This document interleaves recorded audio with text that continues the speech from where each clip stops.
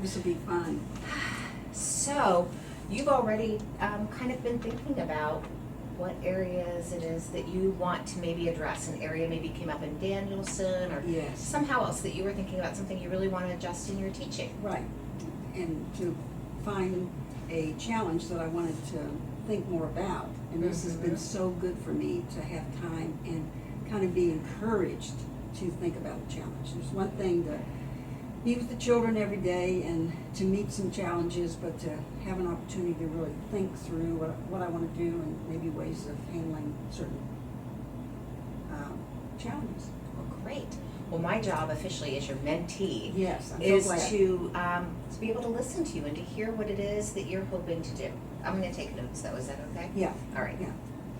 Well, in regard to thinking about a challenge, Mm-hmm. one of the things that I have a feeling a lot of Montessori teachers have the same challenge, and that's having, when you have say, a medium-sized group that you're going to be teaching a lesson to. Sure. So this could be, 5 or 6 children, whatever would be, makes sense to have in the number of children.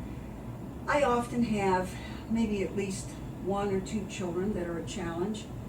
I think ahead who I'm going to put in each group, but even with regard to that, there seems to be always 1 or 2 that would offer me an extra challenge. And so Sure. I really need to, or have been thinking through, are there some things that I could do? Oh, good. Yeah, Good. So you've already been thinking about some possible. changes Hmm. during the lesson or before the lesson, whatever. So what are those? Well, the challenge, of course, is that I have a child that has a lot of energy. He has a problem sometimes, paying attention to the lesson. And so I happen to be very fortunate that I was one of the teachers that the school was able to send to the AMS conference. Oh, sure. And at the AMS conference, there was a whole workshop on, challenges in the classroom, but it could be anything from developing your language program to having group lessons to whatever it might be. And so I went to that particular workshop, and then we had pullouts where about 6 of us gathered and shared ideas for a particular challenge. And so I was fortunate to sit with a group of teachers, and this suggestion came up. So I want to try it. Okay. And I would love it if you would watch me and then see how it goes, if it really does make a difference. So a teacher that shared with us at the AMS conference that early in the day, when the children arrive and they're all getting busy, they're getting their work out, because in our classroom, everybody comes in, they know what the expectations are, they have their weekly contract, and they get busy on their work. Mm-hmm.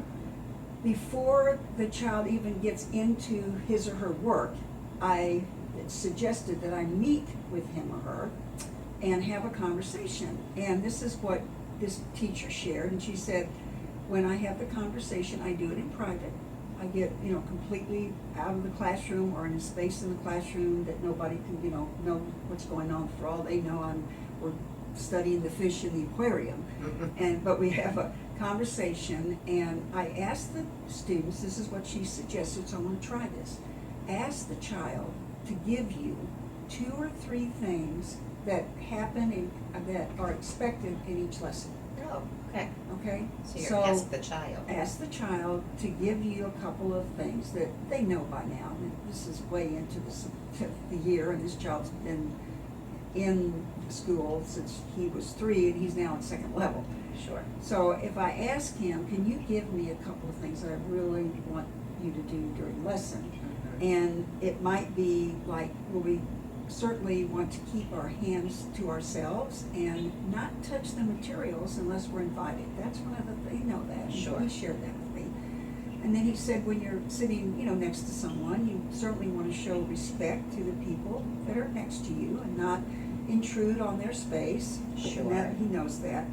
And then keeping our hands, showing respect, and then if I want to ask a question with a group at large, we do ask them to raise their hand if they want to ask the teacher a lesson to clarify something or go a little bit further about something. So Mhm. those are the three things that Okay. he You're hoping he'll tell you Yeah, hoping those he'll tell three me. things, yeah. Right, those And are he might some need a things. little prompting. Yes. But In fact, but he may not even knows. know them all, but Okay. hopefully he'll come up with at least three. Okay. Then, just before the lesson, the same teacher was explaining that just before you invite the child, have another conversation with him about the expectation. See if he can, give you the insights that he's looking for. And I'm thinking, that's really good, isn't it? To have a Right review before. right before the Mhm. lesson. And then she said, as the lesson goes on, then of course she wants to be consistent with those expectations. But what I do in my lessons is I open up every lesson with a review. So everybody hears again 2 or 3 expectations, and you want to particularly, at least she suggested, invite this child to be one of the children that share one of the expectations. Mm-hmm. Good. Okay. Good. So, Ginger, what I hear you saying, these are really great things, and the fact that you kind of formulated these ideas for addressing it and got them from an AMS conference where the Mhm. speakers are really carefully vetted to be research-based, Yes. says that you're on the right page. So when I come in to observe, this is what I'm going to look for. I'm gonna look to see if you've met with the child in private. And if I miss Right. that part, I may have to have you verify Okay, it for me. okay. And I'm going to observe that just before the lesson, you have a one-on-one with this Good. child, kind of Right. going over That's those what I hope rules you'll watch for again. me, yeah, to do that. And then I'm going to observe that during the lesson, you're really consistent, and that you really kind of elicit from the students what the ground rules are. Right. And that hopefully those things will get nipped in the bud. Those are the things I'm going to watch for. That's wonderful. Good. So, I would really appreciate if you would do that, because, I can talk about it and think about it, reflect on it, but then having you come in and actually watching, that'll be really good for me to see, am I following through? And then, once I get in the lesson, do I use the expectations and follow through on those? For example, if the child does act out, or if the child does interrupt, mhm. am I gonna come up with one of the expectations? For example, one of the things that I often do, and the children know it, they get 2 chances before I would respond with some opportunity for this child to help them realize that they're acting out, and so I would give them what I call 2 chances, and I just go with 2 fingers, that's one of the expectations, is if some child is disruptive, that I'll put up 2 fingers to remind them that we only have 2 chances. Oh, right. Good. So that would be something else. Maybe So I'll you could watch to see how you if I do that. that. Yeah. The other thing that I've noticed as we've been talking right now is that you have a really kind of calm, neutral voice about this.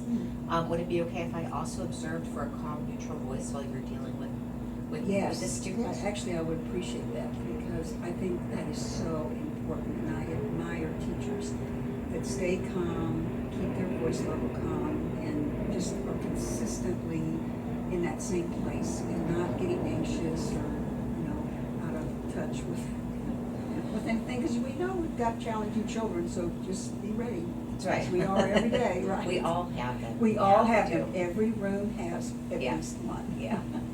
So, wonderful. Well, I feel like I've really got some good things to observe, and I'm looking forward to observing and then meeting with you later Great, to discuss the observations. great. All right. Sounds Thank you, wonderful. Ginger. Oh, you're welcome. Thank you, Laura.